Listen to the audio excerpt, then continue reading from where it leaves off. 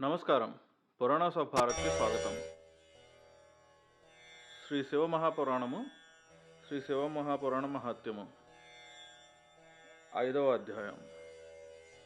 చెంచుల ప్రయత్నము చేత పార్వతీదేవి ఆదేశానుసారము తుంబురుడు వింధ్యాచలమునకు వెళ్ళుట, అచట బిందుగునకు శివపురాణ కథను వినిపించుట, పిశాచ యోని నుండి అతనిని ఉద్ధరించుట, ఆ దంపతులిరువురు శివధామమునందు సుఖముగా నుండుట. సూతుడిట్లు వచించెను.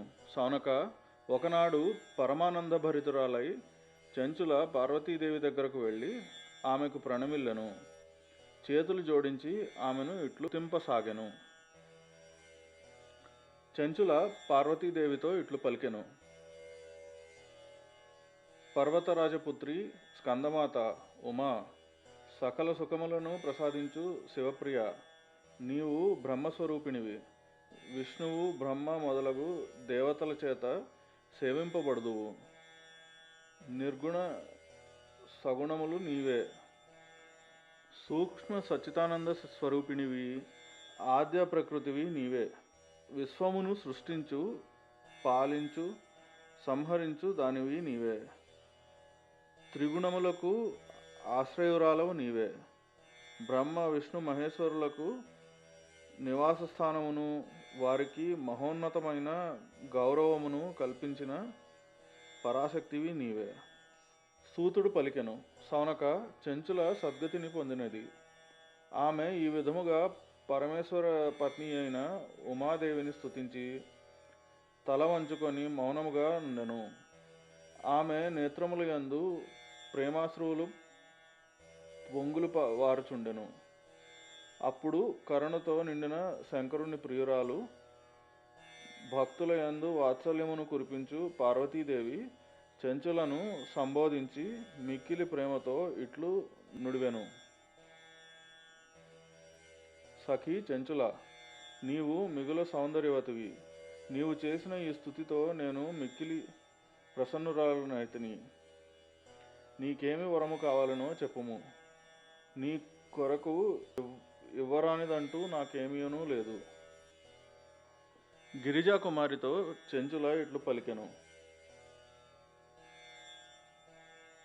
పాపరహితురాలైన పర్వతరాజపుత్రి, నా భర్త బిందుగుడు ఇప్పుడెచ్చట ఉన్నాడో, అతనికి ఏమి గతి పట్టినదో నాకు తెలియదు. నీవు శుభములను చేకూర్చుదానవు, దీనవత్సలురాలవు. నేను నా పతిదేవునితో కలిసి ఉండుటకు ఏదైనా ఉపాయమును తెలుపుము.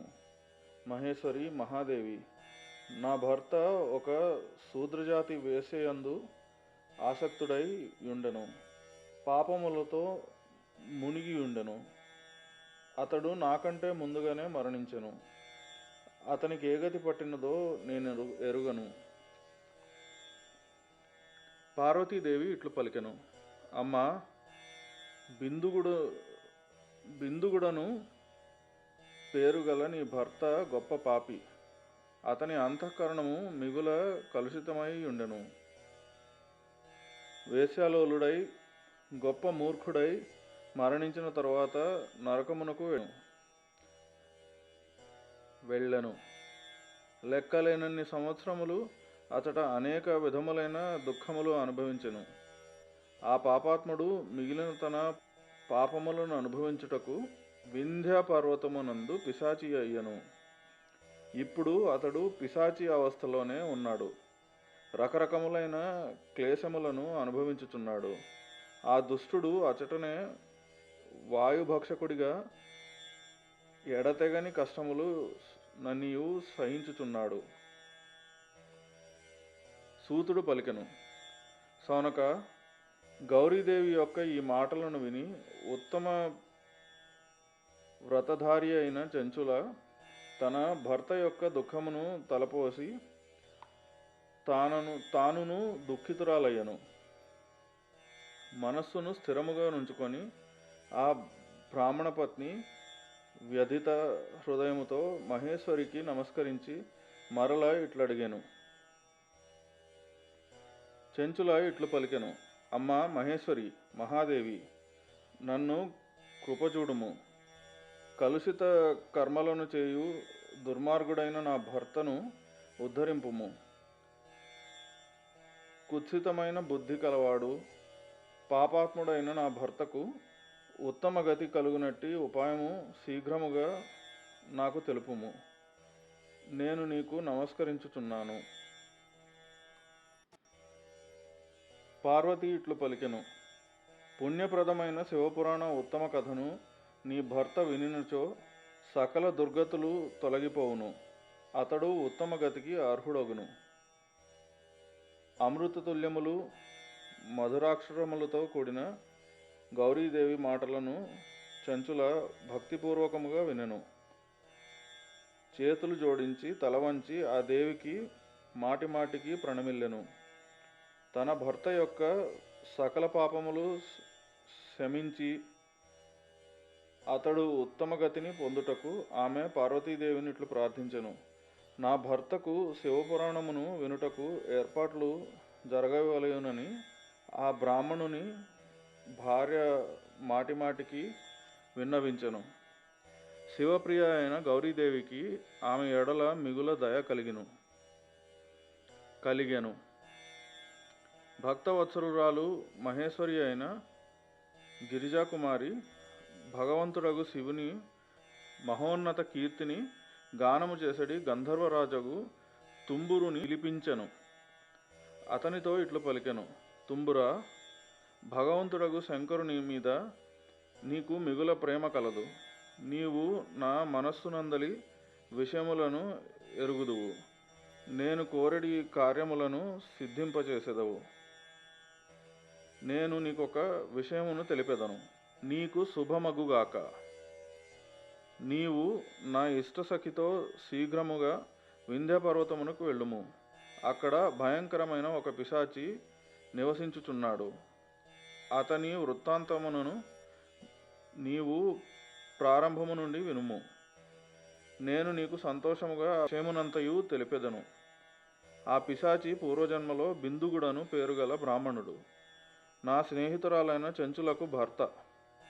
కానీ ఆ దుష్టుడు వేశ్యాలోలుడై ఉండెను. స్నానసంధ్యలు మొదలగు నిత్యకృత్కర్మలను వదిలిపెట్టి అపవిత్రుడై నివసించుచుండెను. క్రోధము వలన అతని బుద్ధి యందు మూర్ఖత వ్యాపించెను. కర్తవ్యాకర్తవ్యముల వివేచన అతని యందు లేకుండెను. తినకూడని వాటిని తినుట, సజ్జనులను దూషించుట, నిషిద్ధ వస్తువులను దానముగా స్వీకరించుట అతని స్వాభావిక కర్మలై ఉండెను. ఎడమ చేతితో తినుచుండెను. దుర్బలులను పీడించుచుండెను. క్రూరముగా ఇతరుల ఇండ్లను తగలబెట్టుచుండెను. చండాలురతో ప్రేమగా వ్యవహరించుచుండెను. వేశ్యా సంపర్కముతో దినములు గడుపుచుండెను. అతడు మిక్కిలి దుష్టుడు. ఆ పాపి తన భార్యను వదిలిపెట్టి దుష్టుల సాంగత్యమునందే ఆనందమును పొందుచుండెను. అతడు మరణించు వరకు దురాచారముల యందే కూరుకుపోయి ఉండెను. చివరకు అతడు మరణించెను. అతడు పాపులు అనుభవించడి యమపురమును చేరెను.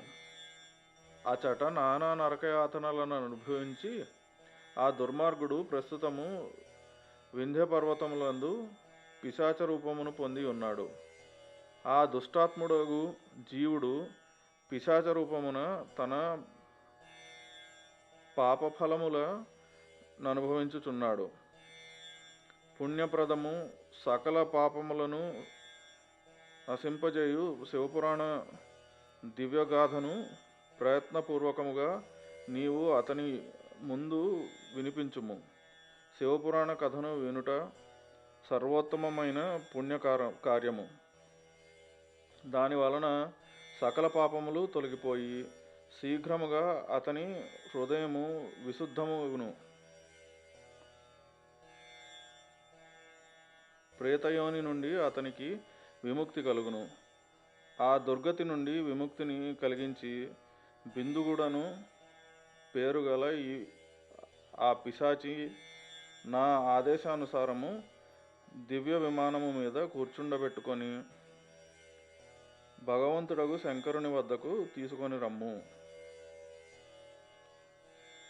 సూతుడిట్లు వచించెను. సౌనక, మహేశ్వరియగు ఉమాదేవి ఆదేశమును తలదాల్చి గంధర్వరాజగు తుంబురుడు మిగుల ప్రసన్న మనస్కుడయ్యను. అతడు తనకు లభించిన ఈ భాగ్యమును ప్రశంసించెను. తదుపరి పిశాచమునకు పత్నియు సతీ సాధ్వియగు చెంచులతో కలిసి దివ్య విమానారూఢుడై నారదునకు ప్రియమిత్రుడైన తుంబురుడు వేగముగా పిశాచము నివసించడి వింధ్య పర్వతమునకు వెళ్ళెను. అచట తాన పిశాచమును చూసెను. అతడు విశాల శరీరుడు, పొడవైన గడ్డము కలవాడు, అప్పుడప్పుడు ఏడ్చెడివాడు, నవ్వెడివాడు, ఎగిరెడివాడు. వాని ఆకారము మిగుల భయమును గొల్పుచుండెను. భగవంతుడగు దేవదేవుని ఉత్తమ కీర్తిని గానము చేయు బలశాలియగు తుంబురుడు ఆ భయంకర పిశాచిని త్రాళ్లతో కట్టివేసెను. తదనంతరము తుంబురుడు శివపురాణ కథా ప్రవచనము చేయుటకు నిశ్చయించెను. ప్రవచనముకు అనువగు స్థలమును ఎంచుకొని అచట మండపాదులను నిర్మించెను. ఒక పిశాచమును ఉద్ధరించుటకు తుంబురుడు పార్వతీదేవి ఆజ్ఞను తలదాల్చి శివపురాణ ఉత్తమ కథను అతనికి వినిపించుటకు వింధ్య పర్వతమునకు వెళ్ళెనను విషయము సకల లోకములందు వేగముగా ప్రచారమయ్యను. ఆ కథను వినుటకు ఉత్సహించి చాలామంది మహర్షులు, దేవర్షులు కూడా అచటకు వచ్చి చేరిరి. శివపురాణమును భక్తి శ్రద్ధలతో వినుటకు వచ్చిన వారితో ఆ పర్వతమునందు ఒక అద్భుత సమాజము శుభప్రదమై విలసిల్లెను. అప్పుడు తుంబురుడు ఆ పిశాచిని త్రాళ్లతో బంధించి ఆసనమున కూర్చొనబెట్టెను. వీణను చేతబట్టి పార్వతీపతియగు శంకరుని దివ్యగాథను గానము చేయనారంభించెను. విద్యేశ్వర సంహిత మొదలుకొని వాయవ్య సంహితకు మహాత్మ్యముతో కూడిన శివపురాణ గాథను ఆయన స్పష్టముగా వర్ణించెను. 7 సంహితలతో కూడిన శివపురాణమునకు మిక్కిలి ఆదరభావముతో వినిన శ్రోతలందరూ సంపూర్ణముగా కృతార్థులైరి. పరమపుణ్యప్రదమైన ఆ శివపురాణమును వినిన ఆ పిశాచము యొక్క పాపములన్నీ తొలగిపోయెను. అప్పుడు అతడు తన పైశాచిక శరీరమును పరిత్యజించెను. వెంటనే అతనికి దివ్య రూపం సంక్రమించెను. అవయవములు